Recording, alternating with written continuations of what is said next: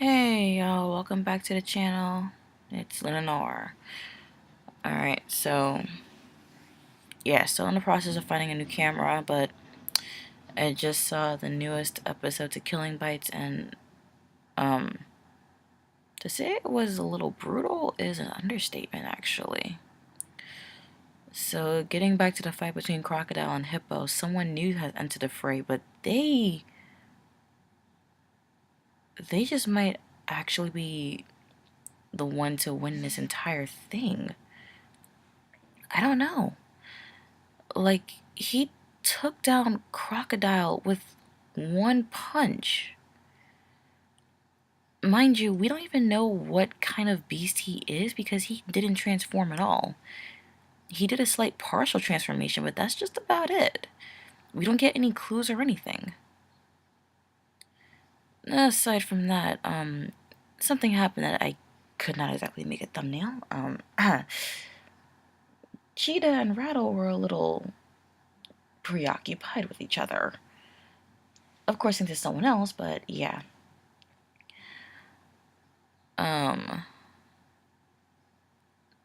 This anime is quite strange, and while it is enjoyable, it's decent, I guess. So, yeah, just a couple episodes left, and it should be over soon. Maybe I'll go check out the manga once this is done, because it feels like a lot of things are pretty much being omitted from this. Aside from all that, next episode looks to be pretty interesting, and of course, I'm starting to hate the ref who's, like, giving everyone a play-by-play of what's happening, because really, she just gets off to all of this, and it's kind of weird for me. But anyway, the newest episode, The Seven Deadly Sins, is, lack of a better word, very insightful, actually. So, if you've seen what happened when one of the Ten Commandments, Gland, actually appeared during the fight with him, Diane tried striking him with her hammer, but he repelled it back at her and it smacked her clear on the head. Because of that, she has hopefully temporary amnesia from that. But it's kind of made even worse with the fact that Gowther, who is now back to normal form, started testing something on her. Sometime during his fight with Diane, he hit her with his magic and is testing a theory to see if memories are actually truly important to people. So slowly, her memories are fading. It's regressed back to the point where I'm guessing she first met Meliodas, because she called him by his name instead of Captain like she normally does as we see her now. Not only that, but she doesn't even remember the 7 deadly sins, so that's getting worse. But also, I say this episode is insightful because we gotta look into her past. About 16 years. Honestly, you wouldn't guess that it was only 16 years ago that she was put in Meliodas' charge and joined the 7 deadly sins. Honestly, it would kind of seem a bit longer. I mean, if nothing else, maybe at least 25 years ago, something. But then again, the whole thing with the sins being framed for the death of the Grand Master only happened about a decade ago, so yeah, 16 years doesn't seem like too long of a stretch, but I digress. Anyway, we see what happened in her past, and that's actually kind of sad. I won't go too much into it, but I will say that we got to see her first meeting with Meliodas a bit more extended from what we saw in season 1. And we see who she got the name Matrona from when she entered the fighting tournament in season 1 as well. As well as the fact that she seemed to be having the same kind of amnesia effect back then, 16 years ago as well, but that's only because of King.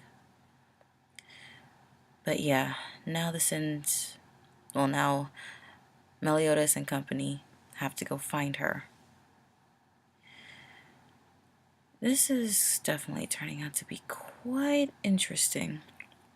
So I'm starting to wonder what's going to happen when they actually find her. And can we punish Gowther some more, because he's kind of stupid now. I get he's a doll and he doesn't have any actual emotions, but come on. Even he should have a little more tact than to just outright say, oh, I erased her memories.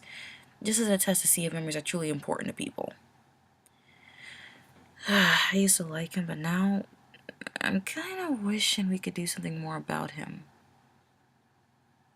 But then that begs the question, what more is he? Because, yeah, he's a doll, but then who created him? Wait, I think Merlin did, but I can't fully remember. Shoot. No, it's because I'm tired. But anyway, aside from all of this, and yes, I will be doing Citrus and Ancient Magus Bride later today.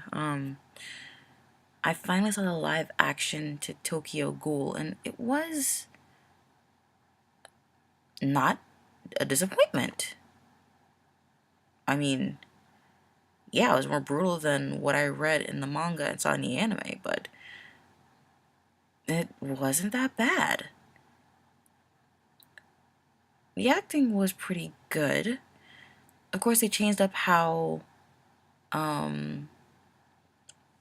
Kaneki and Riza's date ended with her pretty much killing him, or attempting to kill him, and then almost dying.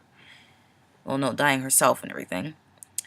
Along with a couple other things, and I must admit, Toka's mask was spot on from the anime and the manga, as well as the wig she wore with it. Oh my gosh, it was perfect.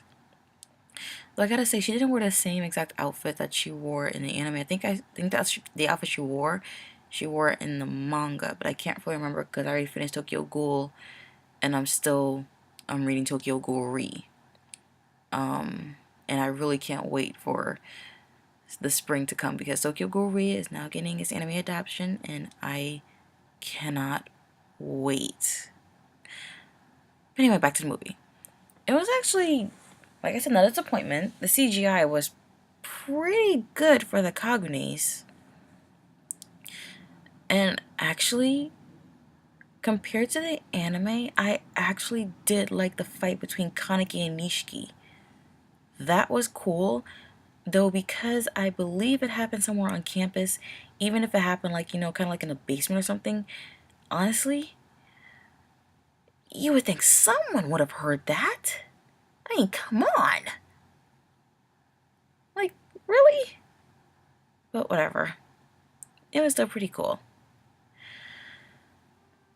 Even though I think in the manga it only encompassed maybe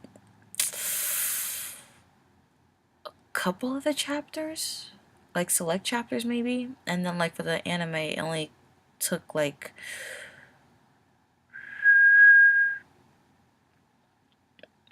the first several episodes. I was actually happy that they did not introduce Tsukishima, because if they did, that would have been it for me. He gives me the creeps, and whoever would have the balls to play him so accurately, I would give kudos to them. Because not everyone could be a charming, sadistic psychopath who makes all the girls swoon. But I'm going to end it for right here. And that's the end for right now. Like I said, later today I will be doing Ancient Magus Bride and Citrus. Leave your comments down below, like, share, subscribe for more content, and I'll see you all in my next video. Luna out.